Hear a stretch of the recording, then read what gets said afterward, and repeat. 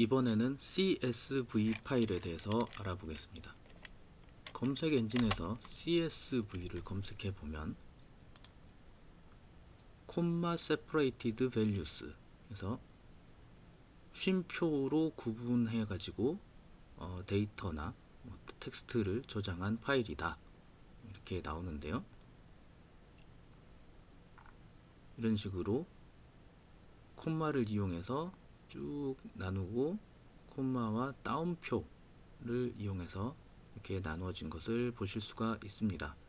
그러면 CSV 파일을 한번 만들어 보겠습니다. 기본적으로 윈도우에 포함되어 있는 메모장을 이용해서 한번 만들어 보면은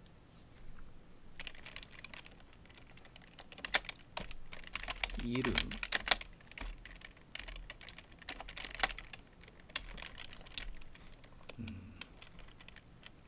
나이,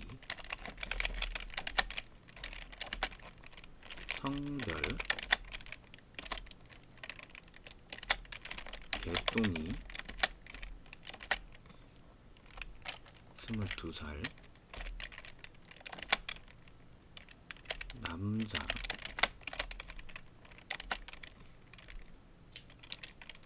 머시기, 23살, 여자, 강아무개,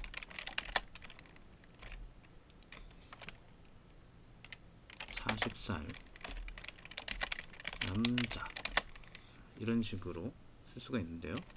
이 마지막에 남자는 한번 따옴표를 떼보겠습니다. 그리고 저장을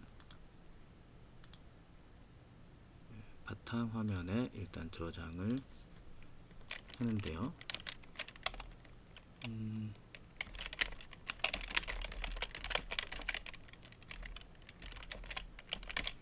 파일 이름을 CSV .csv 이렇게 저장을 하면 되겠습니다.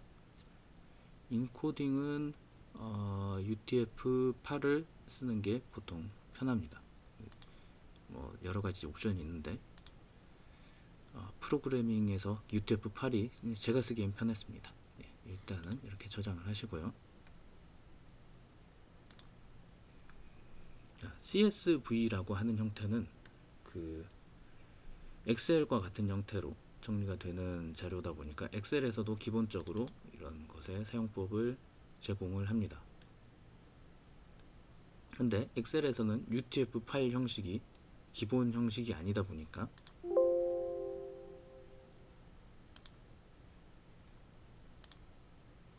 좀 이상하게 나오는 문제가 있고요. 엑셀에서 이 CSV 파일을 쓰고 싶다 그러면은 인코딩을 여기에서 ANSI 라는 걸로 세팅을 해주시면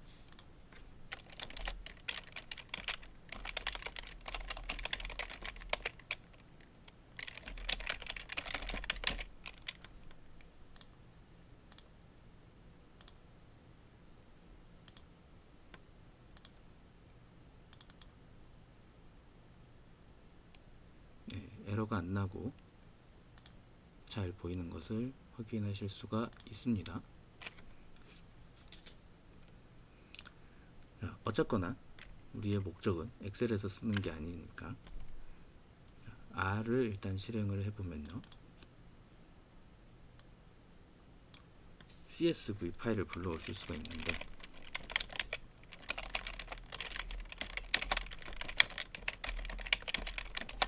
read.csv라는 함수를 이용해서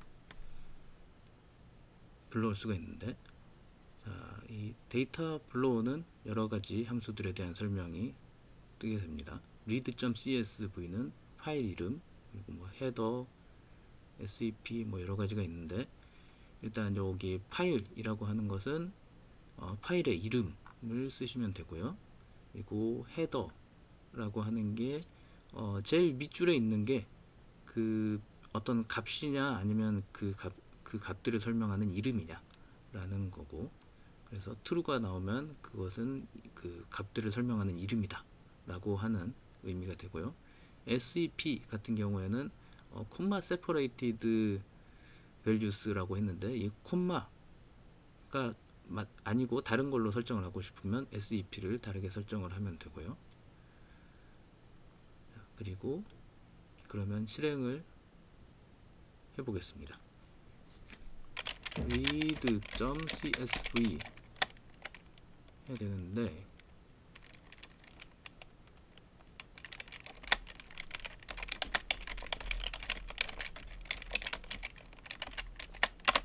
근데 여기서 보면은 에러가 발생을 합니다. 파일 개인정보.csv를 열 수 없습니다. No such file or directory. 이거는 지금 현재 R에서 사용하고 있는 디렉토리가 개인정보.csv를 가지고 있는 이 바탕화면이 아니라는 거죠. 그러면 일단은 위치를 옮겨가야 되는데,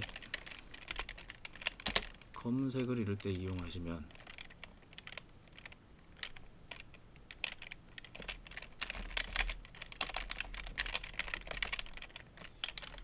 R current working directory 이런 것을 보시면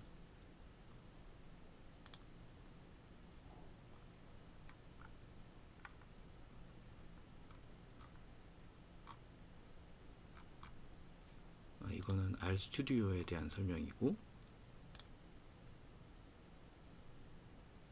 getwd 뭐 이런 게 있다고 하고요. 그러면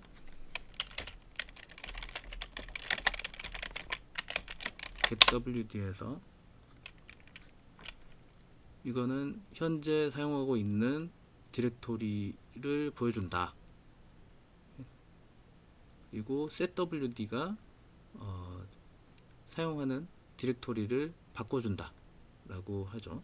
그러면 getwd는 그냥 이름 치고 괄호 쓰면 되고, setwd는 dir를 집어넣어 주면 되는데, 그 dir이라고 하는 것은 그 해당하는 경로를 얘기하는 것 같습니다. 그러면 일단 getwd 라고 하면 바탕화면과는 조금 거리가 멀죠. 그러면 바탕화면의 경로를 알고 싶으면 탐색기에서 바탕화면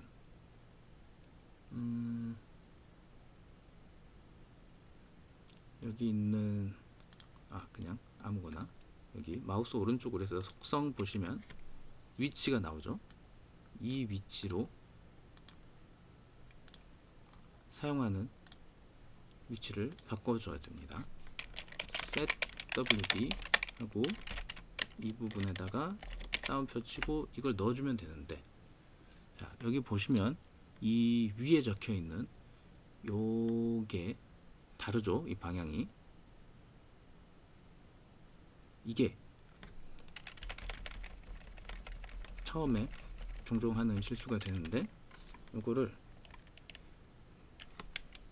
프로그래밍에서는 그 문자열 안에 특수한 기능을 넣기 위해서 이 기호를 사용을 합니다. 그러다 보니까 이 기호가 하나 적혀 있으면 특수한 기능을 하나 보다 라고 생각을 하고 처리를 하게 되는데, 우리는 특수한 기능을 쓰려고 이걸 쓴 게 아니라 이 디렉토리를 구분하는 그런 문자로 이걸 쓰는 거다 보니까 그 특수한 기능이 아니라 원래 이 문자의 기능을 쓰려면 이렇게 두 개를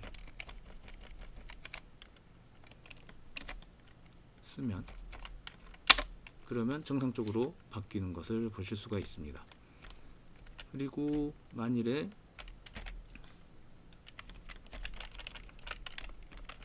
이런 식으로 쓰셔도 정상적으로 작동을 하는 것을 보실 수가 있습니다. 어쨌거나 이제 파일 경로를 설정을 했으니까 다시 read.csv를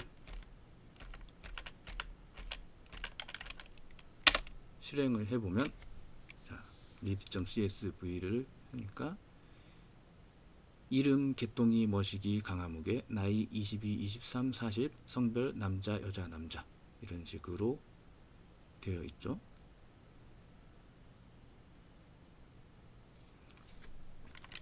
그러면 이걸 불러오기 편하게 변수에다가 저장을 해 보겠습니다.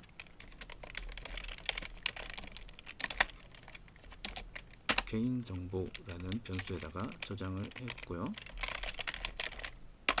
개인정보 불러오면 이런 식으로 나오죠.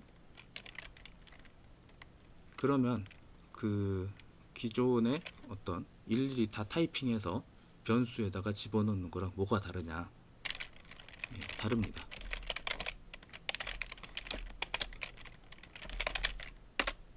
이런 식으로 개인정보에 달러하고 이름 하면 개똥이 머시기 강 아무개 이런 식의 벡터가 나오고요.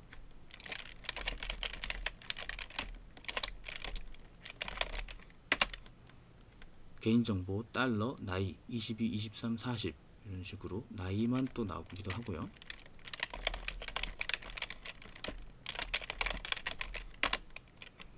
개인정보의 성별 달러 성별 하면 남자 여자 남자 이렇게 순서대로 쭉 나오죠. 이런 식으로 그 많은 양의 변수들을 선언을 해줘야 될 것들을 한 번에 선언을 할 수가 있고, 이것을 테이블 형태로 뭐 엑셀이나 이런 데서 작업을 할 수가 있습니다. 보통 우리가 통계 처리를 하려고 뭔가 자료를 모으면 엑셀 같은 그런 스프레드시트로 작업을 해가지고 정리를 많이 하는데, 그런 데서 그 불러올 때 이런 CSV 형태로 불러오면 보편적으로 사용하기가 편합니다. 그리고 만일에 개인정보.csv 말고